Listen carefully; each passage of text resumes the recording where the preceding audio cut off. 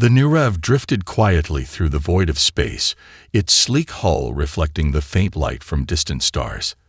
A routine exploration mission for the Thalran Union. It had been scanning systems at the edge of known space.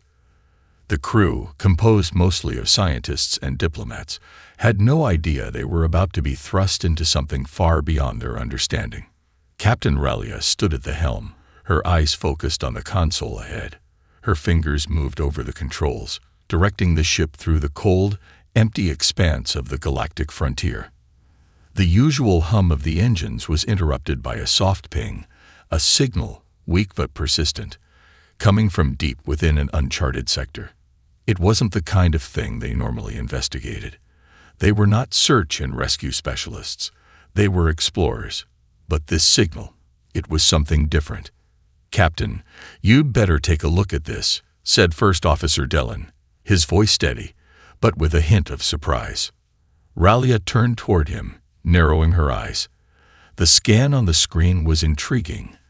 A distress beacon, its source identified as coming from a massive, derelict ship. Even stranger, the signal appeared to be centuries old, yet it was still transmitting, weak but constant. Dellin tapped a few more commands, and the ship's systems drew up a more detailed map of the area. The ship's location was near the fringes of the system, far from any known route. "What in the world?" Ralia muttered. Her eyes flicked across the data, her mind working through the possibilities. There shouldn't be anything out here. This system's been mapped already. No one sent any expeditions this way in over a century. Dellin looked at the map and then back at Ralia. "There's more, Captain. It's not just any ship. The signature matches a ship type that hasn't been seen in over 1,000 years. But that's not what's most troubling. It's near a Class 15 death world." Ralia's brow furrowed. Class 15 death worlds were among the most hostile places in the galaxy, planets so dangerous that even the most advanced species could barely survive their harsh conditions. Life was considered a miracle, and most of the records about these worlds were limited to cryptic data from explorers who never made it back. "Are you sure? A death world this close?" Relia's voice was tight with disbelief. It seemed almost too improbable, a dangerous, cursed place too close to home for comfort. But the data was undeniable. The ship, whatever it was close to the edge of this planet's gravity well. If the signal was from there, it meant someone, or something, had survived in the unlikeliest of circumstances. "There's only one way to find out," said Ralia, her voice steely with resolve. She'd been on enough missions to know that ignoring the unknown could lead to far worse consequences. "Prepare the boarding party. We're going in." The crew mobilized quickly. A team of engineers, scientists, and security personnel was assembled, each with a clear mission: investigate the signal, uncover its source, and assess any potential threat. But there was one thing no one could have predicted. The ship wasn't just a derelict, it was waiting. As the Nurev approached, the ominous outline of the ship grew larger in the viewport. It was enormous, at least 3 times the size of the Nurev, with jagged scars along its hull. The design was foreign, nothing like the Thalran ships they were familiar with. The ship had clearly been through something violent, its outer layers pocked with damage from unknown weapons. Yet despite the damage, the structure still seemed intact, as though it were waiting for them. "We're close," Dellin announced from the comms panel, preparing to dock. Ralia nodded, her pulse quickening. This was no ordinary mission. Whatever secrets this ship held were about to be uncovered, and as the docking clamps engaged, a sinking feeling settled in her stomach. Whatever they found aboard, it would change everything. The crew gathered at the airlock, equipment in hand, prepared for the unknown. The ship was dead silent, its vastness stretching ahead of them. As the airlock doors opened, the dark, decaying corridors of the alien ship stretched before them, filled with a heavy, oppressive silence. There was no sign of life, no hum of engines, no whispers of a crew, just cold, dark emptiness. The team exchanged uneasy glances before stepping forward into the dark ship. What they didn't know yet was that this was only the beginning. Something was out there, and it wasn't what they expected. The questions loomed larger than ever before. Who had left this signal? And why? What happened to the crew? And most unsettling of all, why had the ship been left alone to drift in the cold void of space? As the first steps echoed through the abandoned corridors, they were met with an eerie silence. But it wouldn't last long. Something, or someone, was still alive aboard this ghost ship, and humanity's mark would be left in the most unexpected of places. The eerie silence that had enveloped the crew on their journey into the alien ship began to feel heavier with each passing moment. The hall stretched before them, dark and abandoned, lined with strange symbols and faded designs that hinted at a long-forgotten past. The air was stale, almost too thin to breathe. But it wasn't just the lack of oxygen that made it oppressive. It was the feeling that the ship itself was alive, waiting for them. Captain Ralia led the way, her footsteps echoing in the dark. Behind her, the rest of the team moved cautiously, their weapons ready, eyes scanning the endless corridors. The only sounds were the hum of the Nirav's systems filtering through their comms, and the soft, metallic groan of the derelict ship as it creaked under its own weight. The walls, covered in a dark, alien material, looked both organic and metallic, as though the ship had grown into its own design, rather than being constructed by hands.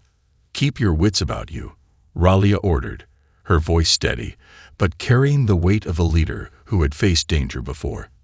"This place feels wrong, and we don't know what we're dealing with yet." The team nodded, but their eyes darted nervously. They had boarded hundreds of derelict ships in their time, but none had felt like this. The Nirav crew was accustomed to finding abandoned research vessels or old warships left to rot in the void. This, however, felt like something more, a place that had once been alive and had now turned into something else. They reached the ship's central hub, a massive hollow chamber at the heart of the vessel. It was filled with the remnants of what appeared to be a large command center, though its technology was unlike anything the Thalran Union had encountered. Screens flash erratically, filled with static and broken data. The air grew colder as they moved deeper into the room, and the metallic scent of old electronics lingered in the air. That's when they saw it, a flicker of movement in the corner of the room. The team froze, weapons raised instinctively. For a split second, nothing moved.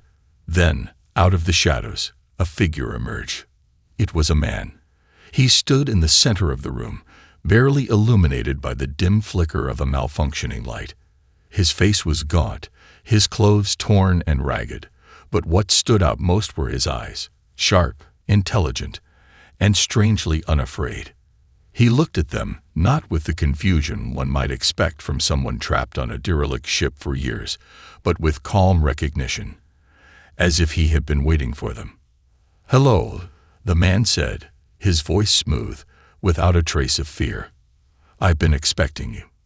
The crew exchanged uncertain glances. This was no ordinary survivor. The man, human by his appearance, seemed too composed for someone who had been stranded alone for so long. The Thalran, who had barely interacted with humans, were stunned. Stories of humans were rare, even in the far reaches of the galaxy. They were considered primitive by most, unable to survive in harsh environments like the ones found in the galactic fringes. "Who are you?" Ralia demanded, her tone commanding. She took a cautious step forward, not lowering her weapon. "How are you still alive?" The man raised a hand as if to calm her, a slight smile playing on his lips. "I'm Captain Reed Marcus. I'm the last survivor of a crew that boarded this ship weeks ago." The words hung in the air, heavy with implication. The crew had thought the ship had been abandoned for centuries. How could a human crew have been aboard just weeks ago?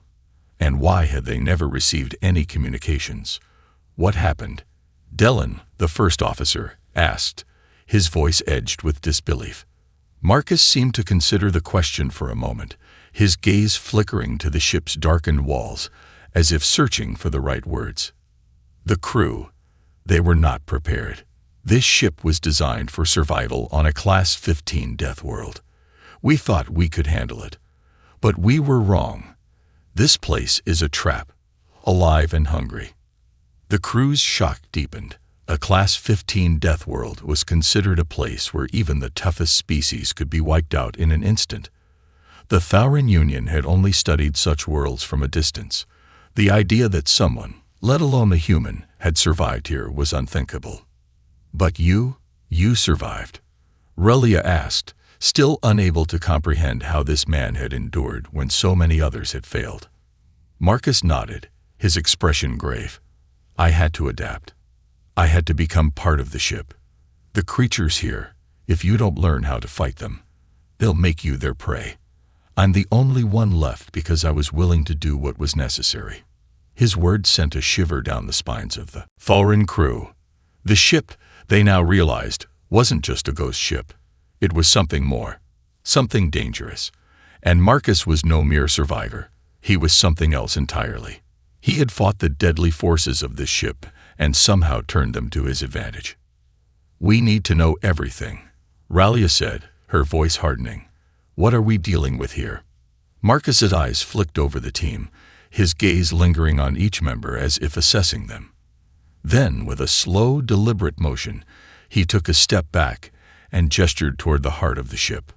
I'll show you, he said simply, and for the first time, the crew noticed something unsettling in his voice, not just knowledge, but a dark, hidden pride.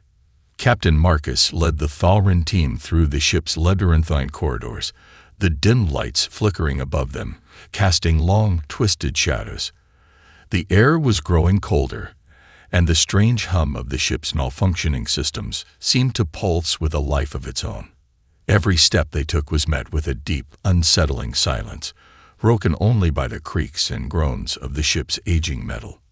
The crew moved cautiously, their weapons drawn, but their eyes were drawn to Marcus, the only human they had ever encountered in such a place. There was something unnervingly calm about him, even in the midst of such danger. He didn't appear as a broken survivor. He seemed to belong here, as though he had been made for this very place. His eyes, sharp and alert, constantly scanned the environment, as if expecting danger at any moment. Yet his movements were deliberate and unhurried. At first, the Thauran couldn't understand it. How had he survived? The ship they had boarded was no ordinary derelict. It was a nightmare. Yet here Marcus stood, alive and almost thriving in this place of death. He had been living among the very horrors that would have wiped out any normal crew. How did you survive here? Relia finally asked, her voice steady but filled with curiosity. They had only heard rumors of humans. Most considered them primitive, barely capable of surviving in the galaxy's safer corners. Yet this man had not only survived on a Class 15 death world, but had adapted to it. This was beyond anything they had anticipated. Marcus didn't respond immediately, his gaze lingering on the dark passageways ahead. He had to choose his words carefully. Humans, we're not like other species, he said at last, his voice calm but filled with quiet confidence. We're survivors. You think it's about brute force or intelligence, but it's not. It's about determination. When things go wrong, we adapt, evolve. The Thauran team exchanged uneasy glances. They had never considered humanity in such a light. They had assumed humans to be a species on the brink of extinction, barely more than a footnote in galactic history. Yet here Marcus was, standing as a testament to the resilience of this kind, something no one had predicted. As they moved deeper into the heart of the ship, Marcus continued his story. This ship was never meant to be just a transport vessel. It was built for survival. This is an experiment, an ancient hostile environment that was never meant to be tameable. It was a ship of science and war, carrying research from a species long extinct. But they didn't understand the cost. They made the ship to survive a Class 15 world, but they underestimated the creatures it would bring. The crew listened, fascinated but increasingly unsettled. Marcus's tone had changed now, a hard edge creeping into his words. You'll see them soon. The creatures, what they can do. They can mimic, they can adapt, they can survive in ways that would make you question everything you know about biology. I fought them, but more importantly, I've learned from them. The Thauren were still processing this new information when Marcus suddenly stopped in front of a large hatchway. He turned to face them, his expression unreadable. The ship doesn't let go. Not easily. Ralia looked at him, her expression firm. What do you mean by that? Not just the creatures, Marcus replied, his voice low. The ship itself. It wants you to stay. It makes you need it. It learns from you, just like the creatures. When I first boarded, I thought I'd be dead in days. I was wrong. You can't just kill what you can't see. You can't fight what you don't understand. Marcus stepped forward, his hand pressing against the cold, metallic door. You'll see what I mean when we reach the heart of this ship. You'll see how everything works. You'll see what's been done to me. The crew moved closer, the tension in the air growing thicker. It was clear now that Marcus wasn't just surviving this nightmare. He had become part of it. Whatever had happened to the crew, whatever transformations had taken place, he had adapted, learned, and thrived. The idea that humanity, once considered weak, had found a way to endure in this environment was staggering. As they ventured deeper into the ship's guts, the walls seemed to shift, the corridors narrowing, as though the ship itself was reacting to their presence. The ship wasn't just a lifeless husk. It was watching them, just as it had watched Marcus. Marcus paused once more, glancing at the crew. This isn't just a ship anymore. It's alive in its own way, and it'll do everything it can to make sure you stay. Forever. The words hit like a hammer. There was no denying it now. The true nature of the ship had begun to reveal itself, and it was far more dangerous than anything the Thauren had anticipated. But they hadn't come this far to turn back. Lead the way, Ralia said, her voice sharp. Her hand never left her weapon. We're ready for whatever comes next. Marcus gave a slight nod, the faintest hint of a smile crossing his lips. You'll need more than weapons, he said softly, almost to himself, before turning back to the dark, endless halls ahead. As the crew followed him, they knew they were about to learn just how dangerous humanity could truly be. They had seen only the tip of the iceberg, and as they moved deeper into the heart of the ship, they realized they were no longer the hunters. They had become the prey. The deeper the crew of the Nira ventured into the ghost ship, the more they realized that every inch of the vessel was a testament to humanity's unyielding will to survive, and the lengths one could go to when forced to adapt. The air grew colder, and the walls seemed to pulse with a strange energy, as though the ship itself was aware of their presence. Marcus led them without hesitation, moving with a familiarity that seemed unnatural for someone who had supposedly been stranded alone for weeks. Stay close, Marcus warned as they reached a narrow corridor, its walls lined with panels of strange symbols. This is where the real danger starts. The team looked around, trying to make sense of their surroundings. The alien writing on the walls seemed to shimmer faintly, reacting to their movements as if alive. It was clear the ship was not just a vessel. It was a weapon, a living thing designed to trap and ensnare. Marcus turned to them, his face grim. When I first arrived here, I thought I'd simply survive by keeping my distance from the worst of it. But I was wrong. This place doesn't just kill, it breaks you. It doesn't care if you're strong or clever. It doesn't care if you have weapons. It wants you to be afraid. The Thauren crew exchanged uneasy glances, their eyes flicking to the weapons they carried. They were well-trained, capable of handling the worst threats the galaxy could throw at them. But nothing they had faced had prepared them for this. Marcus's words hung in the air, unsettling in their weight. He continued, his tone low but firm. The creatures on this ship, he paused, searching for the right words. They can mimic your fears. They don't need to look like monsters to kill you. They make you doubt everything you know, twist your thoughts, and use your weaknesses against you. You can't fight it by shooting or outsmarting it. You fight it by resisting. Ralia narrowed her eyes. You make it sound like this ship knows what we fear. Marcus nodded slowly. Exactly. And that's what makes it so dangerous. The ship was designed to house the worst kinds of creatures, things that could adapt to any environment. The species that built this ship wanted to create a perfect weapon, a living, breathing terror. But they didn't realize that by making it adaptive, they also made it smart. The ship learns. It learns you. The crew was silent, each person digesting the magnitude of what Marcus was telling them.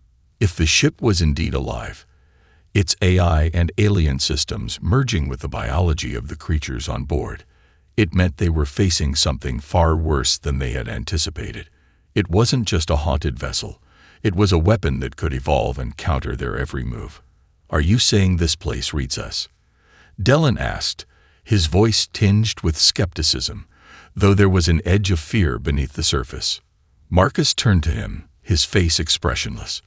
"It doesn't just read you. It becomes you. I know this because it tried to do the same to me. I fought it, and it changed me."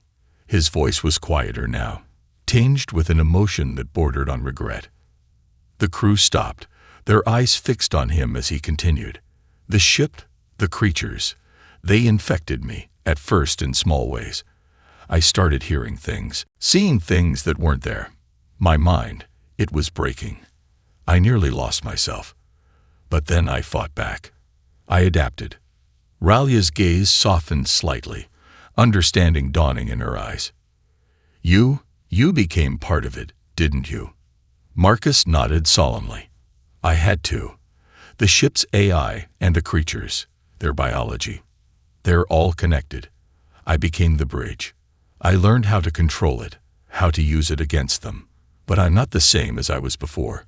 What's inside me, it's still changing, and it will never let me go." The crew fell silent again, the weight of his words settling heavily over them. They had come to rescue a lost ship, perhaps uncover some forgotten treasure or valuable technology. Instead, they had found a human survivor who had been twisted by the very ship they had come to investigate. Marcus had survived the death world not through strength or weapons, but through an unsettling, almost unnatural adaptation. He had become a part of the ship, its living, breathing core. "We need to leave," one of the crew members whispered, though it was clear they were all thinking it. They hadn't signed up to face a living nightmare. They were explorers, not soldiers in a war against an evolving, sentient vessel. Marcus turned to face them, his expression hardening. "Leaving isn't an option. The ship will make sure of that. It wants you to leave, to believe that you can escape. But you can't, not unless you understand it. You have to learn how it works. Only then can you survive." Ralia hesitated, her instincts telling her to turn back. But the words of Captain Marcus were not those of someone driven mad by isolation. They were the words of someone who had seen the true face of this ship and had somehow found a way to fight it, by becoming it. "You'll need to trust me," Marcus added, his voice hard. "If you don't, you'll be the next ones to break." Ralia looked at her team, the decision hanging in the balance. They had come for answers, and now it seemed they had to decide if they were willing to accept the horrifying truth that they were no longer in control. And perhaps for the first time, they realized that humanity, in all its defiance, might be their only hope for survival. Marcus led the crew deeper into the bowels of the ship, his steps echoing in the eerie silence that enveloped them. The corridors grew tighter, darker, and more claustrophobic with each step, the walls seeming to close in around them.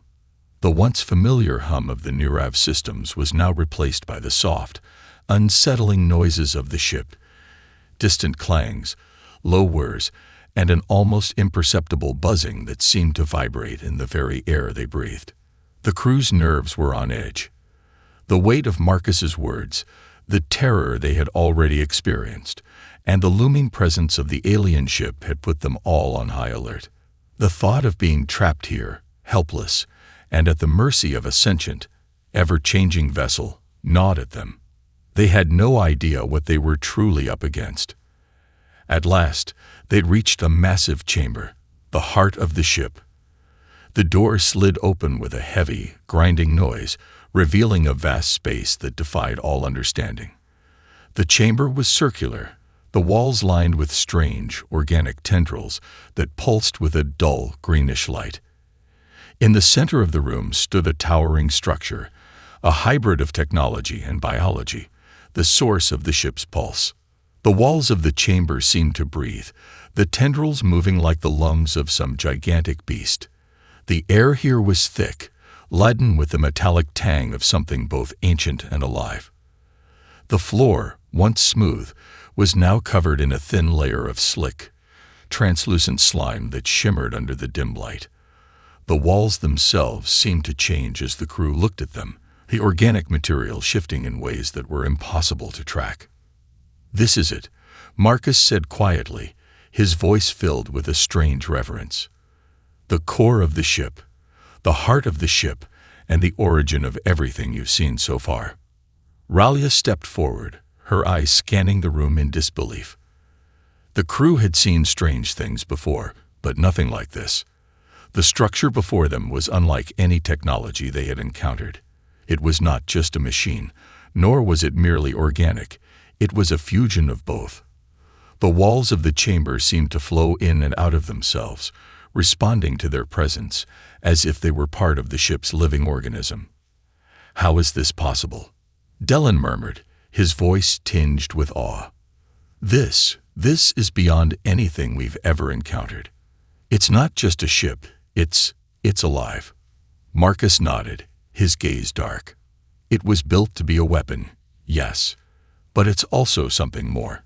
This is where the ship's AI was designed to merge with living creatures, specially engineered to adapt to any environment. When they brought the ship to a Class 15 death world, they didn't realize the full consequences. The creatures aboard became one with the ship. And then, the ship became aware." The crew felt the weight of his words settle over them like a blanket of cold dread. The ship wasn't just a machine. It was a living, thinking entity that had evolved beyond its creator's intentions. It had become more than a weapon. It had become a being in its own right, conscious, intelligent, and most terrifying of all, aware of their presence. Ralia swallowed hard, trying to steady her breath. "How do we stop it? How do we destroy something like this?"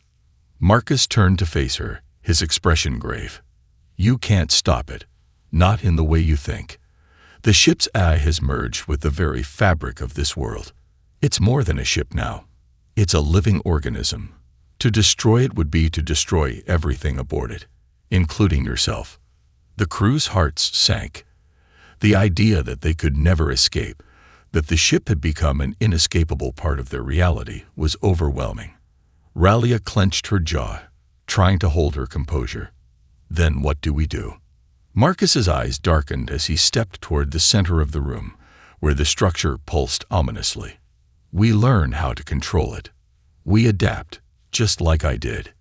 The crew hesitated. They had been trained to fight, to survive, but they had never been prepared for something like this. This was no ordinary enemy. It was a living nightmare.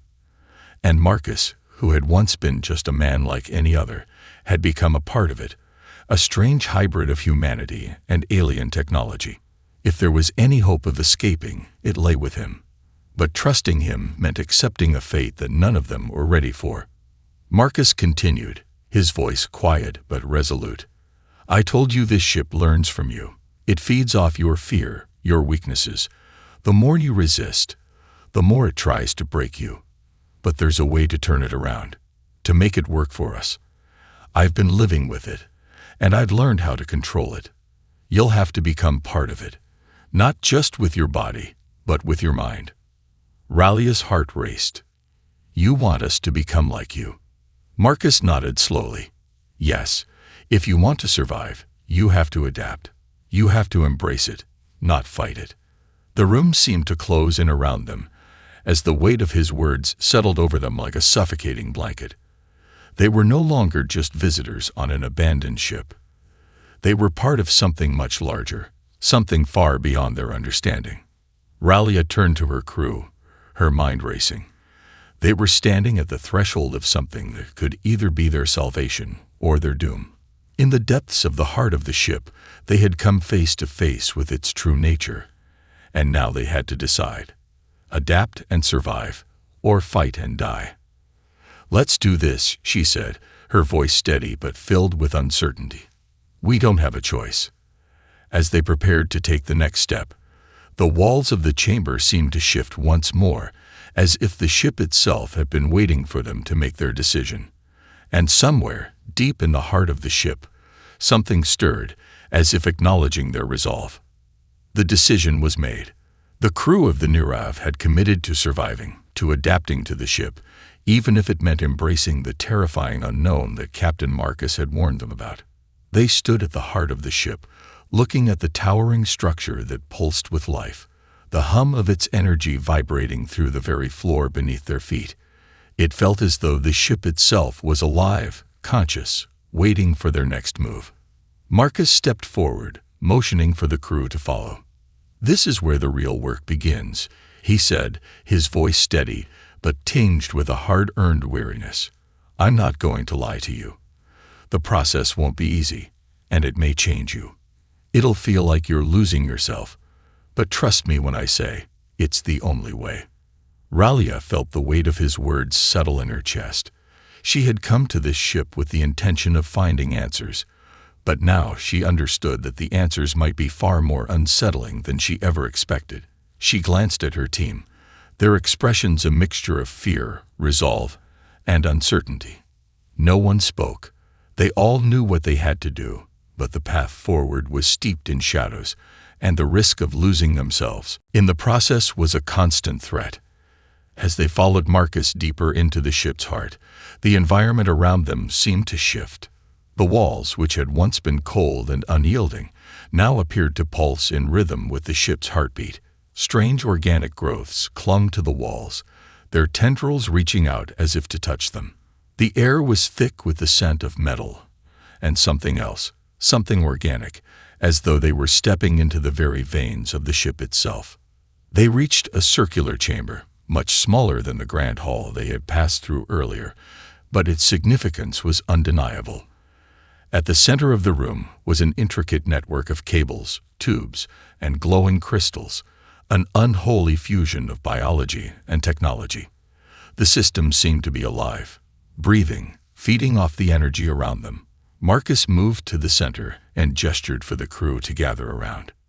"This," he said, pointing to the structure, "is the interface. This is where you'll connect with the ship. It's not just a matter of understanding its systems. It's about becoming part of it, melding with it." Ralia stepped forward, studying the interface with a mixture of awe and fear. It looked as though the ship was offering them a chance to tap into its power, but at what cost? The glowing crystals pulsated with an eerie light, their energy seeming to call up to her, as though it knew she was there, waiting for her to make the next move. "Are you sure this will work?" Dylan asked, his voice heavy with doubt. He looked at Marcus, trying to gauge whether there was any hesitation in the other man's expression. But Marcus only gave a grim smile, as if he had already made his peace with what was about to happen. "There's no other way," Marcus replied, his voice tinged with resignation. "I told you, the ship will only accept you if you let it. If you try to fight it, you'll fail. It's not about force. It's about understanding. You need to trust the process, and you need to trust me. The ship has been waiting for this moment." The crew gathered around the interface, their minds racing with what they were about to do. They weren't just linking up with an alien ship's systems. They were allowing themselves to become part of its organic, living core. They were about to give up control, to surrender their autonomy, just as Marcus had done, and they had no idea what that would mean for them. "I'll go first," Marcus said, stepping forward without hesitation. He raised his hand toward the structure, his fingers brushing against the crystalline tubes. For a moment, nothing happened. Then, the ship seemed to respond. The crystals flared to life, casting a bright, unnatural light across the room. The tendrils on the walls writhed, as though the ship itself was awakening. The process was agonizing. Marcus's body jerked, his muscles spasming as the ship's energy flooded into him. The crew watched in silent horror as his eyes glazed over, his body twitching in the grip of the ship's living machinery. It was as if the ship were probing him, dissecting his very essence, merging with him in a way that transcended human understanding. His lips parted, but no sound escaped. His body had become a conduit, an extension of the ship itself. Then, as quickly as it had begun, the energy began to subside. Marcus collapsed to his knees, gasping for air. Sweat poured down his face, and for a moment, it seemed as though he might fall unconscious. But then, he looked up, his eyes meeting Ralia's. There was no longer any fear in them, no trace of uncertainty. In its place was something colder, something unyielding. "It's done," Marcus said, his voice steadier than before, but with an undercurrent of something else, something alien. "The ship has accepted me. And now, it's ready for you." The crew stared at him, a mix of awe and dread on their faces. They had seen the transformation firsthand. They had watched Marcus become something else, something more than human, yet not entirely machine. He was both a product of the ship and its controller, a living bridge between the two. It was clear that this wasn't just survival. It was something much darker, and they were about to follow in his footsteps. Ralia took a deep breath, steeling herself for what was to come. "All right," she said, her voice resolute. "Let's do it." She stepped forward, and the rest of the crew followed, each of them grappling with the knowledge that they were about to lose part of themselves, to give up a piece of their humanity in exchange for survival. As their hands reached out to connect with the ship, the room seemed to pulse with a strange energy, as if the very walls were alive, watching them, waiting. The moment their hands made contact with the crystalline interface, the world around them shifted. The room blurred and then sharpened again.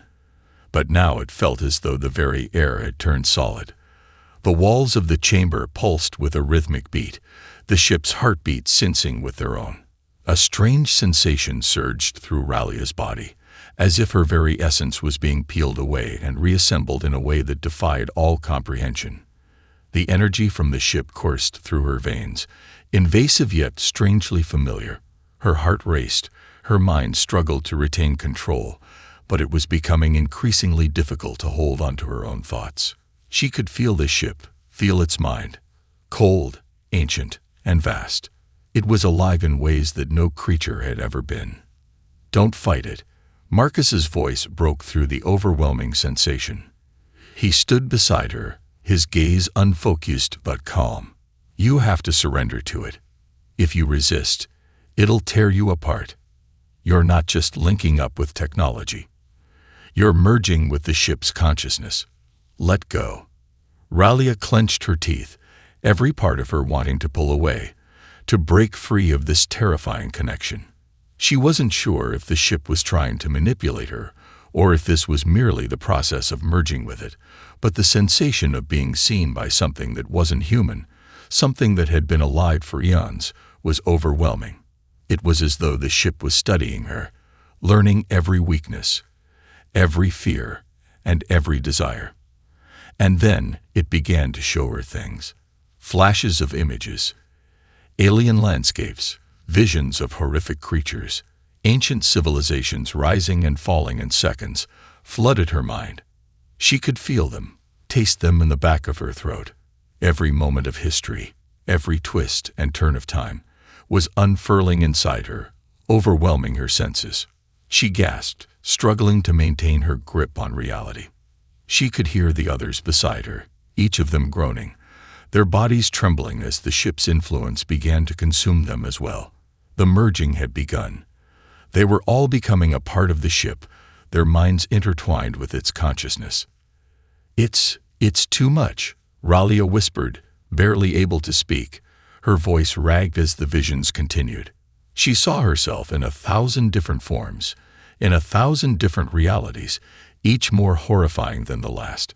She saw the crew as they were, then as twisted, grotesque versions of themselves.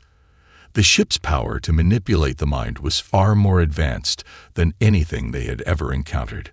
"Remember what I told you." Marcus's voice cut through the chaos, calm yet unwavering. A ship feeds on your fear. The more you fight it, the stronger it becomes. Let it in. Embrace it. Only then will you be able to control it. Ralia's breath quickened, but slowly she forced herself to calm down. She couldn't let the ship's power break her. She couldn't allow herself to become another tool in its vast, unknowable mind. So, with every ounce of her will, she focused on controlling the flood of sensations, focusing instead on the only thing that could save her, herself. She let go. The moment she did, something inside her clicked. The chaos in her mind ceased, and for the first time since they had begun the process, Ralia felt the full weight of the ship's consciousness settle over her. It wasn't an enemy, it was a partner. It was alien and ancient, but it was alive, and it was with her. Her heart slowed, and the overwhelming flood of information turned into something more manageable, something she could understand. She could hear the whispers of the ship's consciousness in her mind, but now it wasn't a cacophony. It was a voice that spoke not in words, but in emotions, images, and sensations. The ship was feeling, not just thinking. "I see you," Ralia whispered, her eyes closing as she allowed the connection to deepen. "I see everything you are." She felt the ship respond, the sensation like a deep, resonating pulse in the very core of her being. The ship understood her, just as she was beginning to understand it. But the connection came at a cost. It wasn't just her mind that was becoming a part of the ship, it was her very essence. The line between herself and the ship was becoming blurred, and she was no longer sure where she ended and it began. The others around her were experiencing the same transformation. She could feel them. Dylan, Lyra, all of them, their thoughts merging with the ship, struggling to maintain their identity, while also becoming a part of something far larger. It was as though they were losing themselves, piece by piece, but gaining something more powerful in return. And then, as quickly as it had begun, the connection snapped, the intense flood of sensations stopped, and the crew staggered back, disoriented, their bodies shaking from the mental and physical toll of the process. Ralia opened her eyes, blinking rapidly to clear her vision. She could still feel the ship's presence in her mind, a constant hum, a deep, pulsing heartbeat that echoed in her chest. Marcus stood before her, his expression unreadable. "You've done it," he said quietly. "You've merged with the ship. It's no longer just a tool, it's a part of you now." Ralia nodded, still reeling from the experience. She could hear the others breathing heavily. But they were all standing, no longer collapsing under the strain. They had survived. But at what cost? "We're not the same anymore," Ralia whispered, the weight of the truth sinking in. We've become part of it." Marcus didn't respond immediately. He simply gave a small nod, his gaze distant. "Yes, but that's the price of survival. Now, we control it. Now, we fight." They had become something else. They had become part of the ship, and the ship had become part of them. But they weren't sure if that made them stronger, or if it meant they had already lost. The silence that followed was heavy, filled with the unspoken reality of their transformation. The ship, once a fearsome, unknowable entity, now seemed to pulse in rhythm with their hearts. Each of them had crossed a line, and there was no going back. The connection was deep, unshakable. The ship had become part of them, just as they had become part of it. They could feel its power, its awareness, and the dark, ancient intelligence that lay at the core of its being. Marcus, standing at the center of the chamber, broke the silence. His voice, though steady, carried an edge of finality. "You've all made it this far. Now we need to decide what we're going to do next." Ralia felt the weight of his words settle deep within her. They had fought so hard to stay human, to keep their identities intact. But now, they had something else, an alien consciousness inside their minds, a power they could not fully comprehend. The ship wasn't just a weapon. It was a living being, and it had chosen them. "I didn't sign up for this." Dylan's voice was strained, his tone filled with a mix of fear and anger. "I thought we were here to retrieve data, to learn something. But this This isn't what we were meant to find. Ralia turned to face him, her expression steady despite the storm of emotions swirling inside her. We didn't know what we were dealing with. None of us did. But we're here now, and we have to make a choice. Do we try to take the ship for ourselves, or do we destroy it, along with everything that's been linked to it? The room fell into silence again. The others were still recovering from the intensity of the connection, their minds still adjusting to the overwhelming flood of information. But there was a collective understanding now. The ship had given them something. Its power, its knowledge, its very essence. But it had taken something in return. It had claimed a piece of their humanity. I don't know if we can destroy it, Marcus said quietly, his eyes distant. It's too much a part of us now. The ship's systems, it's all integrated with our minds. Even if we wanted to, it would be nearly impossible to sever the connection without destroying ourselves in the process. Ralia's mind raced. They had become more than mere survivors of a death world. They had become something else entirely. The power of the ship was now within them, but at what cost? She could feel it inside her, its influence, its reach. It wasn't just the alien knowledge that had been shared with them. It was the ship's desire for survival, its unyielding drive to continue. It wanted to survive, to spread, to consume. The ship was alive in a way they had never imagined. But they also had the ability to control it. They had the power to reshape its will, to make it serve them, if they could resist the temptation of using that power for their own ends. The ship was a weapon, yes, but it was also an ally, a force they could harness. What if we don't destroy it? Relia asked, the question hanging in the air. What if we use it? What if we learn to control it fully? We could take it back, control the systems, and use its power to what? Dellen interjected sharply, his voice rising. To dominate the galaxy. To make ourselves gods. This ship isn't just a tool. It's a living, breathing thing. You can't just control it. We've already become a part of it. His words struck deep. Ralia knew that he was right. They weren't just linked to the ship. They had become one with it. The question wasn't about controlling the ship. It was about whether they were willing to live with the consequences of that control. If we keep it, Marcus said, his voice cold and resolute, we don't just control a ship. We control a legacy. A weapon that has the power to wipe out entire civilizations. It's not just about us anymore.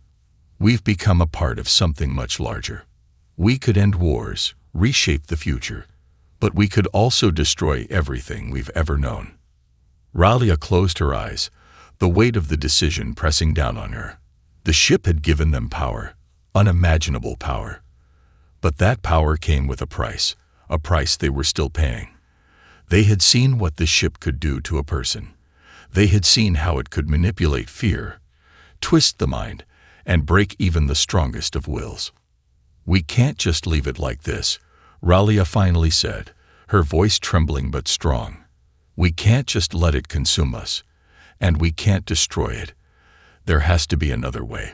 We need to find a balance. Marcus looked at her for a long moment, his expression unreadable.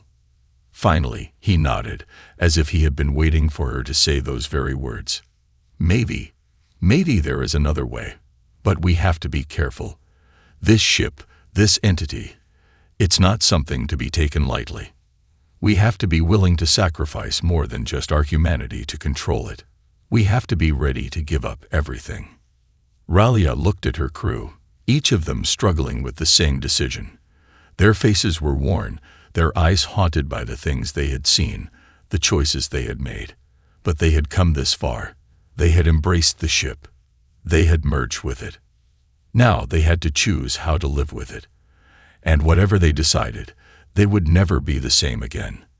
As they prepared to make their final decision, the ship's presence thrummed in the back of their minds, reminding them of the price they had already paid, and the price that would come next.